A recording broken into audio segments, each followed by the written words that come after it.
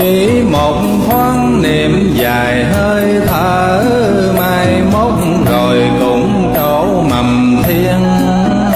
Dạ rồi ở kiếp vô biên, liên hoa cũng rước người lên Phật đài.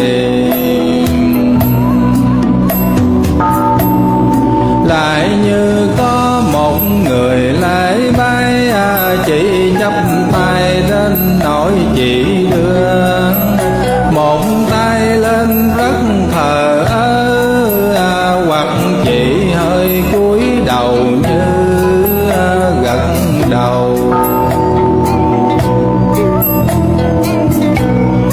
Nghi thức cung thỉnh cầu chư Phật, chỉ thế thôi cũng độ nhân lành.